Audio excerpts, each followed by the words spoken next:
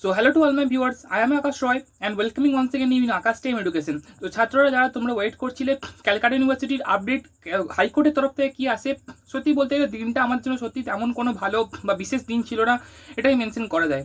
আমি বেসিক্যালি নিজেও একজন লাস্ট সেম বা 6th সেমিস্টারের স্টুডেন্ট, সো আমিও অনেকটাই আগ্রহী হয়েছিলাম কি ক্যালকাটা ইউনিভার্সিটির আপডেট হাইকোর্ট কীভাবে হ্যান্ডেল করে এটা দেখার জন্য।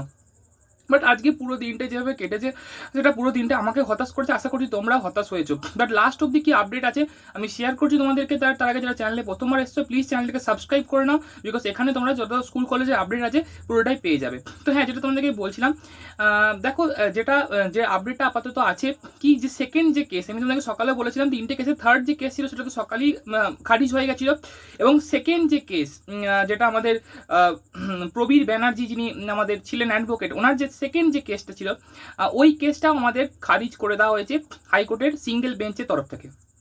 এটা বিকালের দিকে হয়েছে ঘটনাটা, এবং স্টুডেন্টদেরকে আমি হ্যাটস জানাচ্ছি, সেই সমস্ত দাদা দিদিদেরকে যারা এই লড়াইটা এখনও চালিয়ে নিয়ে যাচ্ছে। এবং তোমাদেরকে উদ্দেশ্যে আমি বলতে চাই, সিঙ্গেল বেঞ্চে এই ডিভিশনে এই খারিজ হয়ে যাওয়ার পরও দাদা দিদিরা বা যে ছাত্ররা লড়াইটা করছে তারা এখনও থামায়নি, এবং এই লড়াইটাকে তারা আরও এগিয়ে নিয়ে যাচ্ছে। এবং কালকে ডিভিশন বেঞ্চ মতলব যে যেখানে সিঙ্গেল বেঞ্চ মতলব যেখানে একটা জাজ থাকে, বাট এখানে ডিভিশন বেঞ্চে দুটো জাজ থাকবে, তো সেখানে তারা আপিল করেছে।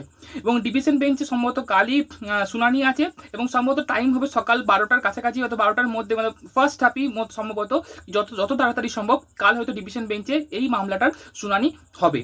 এটা এখন অবধি লাস্ট অবধি আজকের আপডেট ছিল। আরেকটা আপডেট তোমরা নিশ্চয়ই জানো যে অ্যাডভোকেট সায়ন ব্যানার্জির যে ইন্ডিভিজুয়াল যে জনস্বার্থ মামলা সে করেছিল, সেই মামলাটার শুনানি কালকেই হবে, সম্ভবত কালকেই তার হিয়ারিং আছে।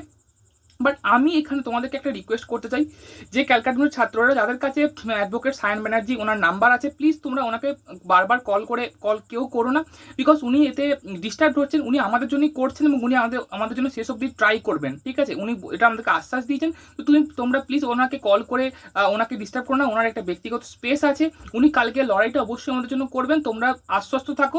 এরপরে ডিসিশন নেওয়ার তো কথা কোর্টের, বাট লড়াই উনি করবেন এটুকু কনফার্ম। তো এই দুটি আপডেট ছিল কালকের জন্য, যেখানে আমরা দেখতে পাবো ফার্স্ট হাফই দেখতে পাবো আমাদের যে মামলা প্রবীর ব্যানার্জি যিনি রয়েছেন আমাদের অ্যাডভোকেট, ওনার যে মামলাটা যে ছিল যেটা আজকে সিঙ্গেল বেঞ্চে খারিজ হয়েছে সেটাও কালকে উঠবে, এবং সায়ন ব্যানার্জি যে ইন্ডিভিজুয়াল মামলা যেটা ছিল জনস্বার্থ মামলা সেটাও কালকে উঠবে। তো এই দুটো মামলাই কালকে ওঠার কথা, দেখা যাক কালকে কি আপডেট আছে। তাই জন্য অবশ্যই চোখ রাখো আকাশ টাইম এডুকেশন, যে কোনো আপডেট আসবে আমি তোমাদেরকে শেয়ার করে দেবো।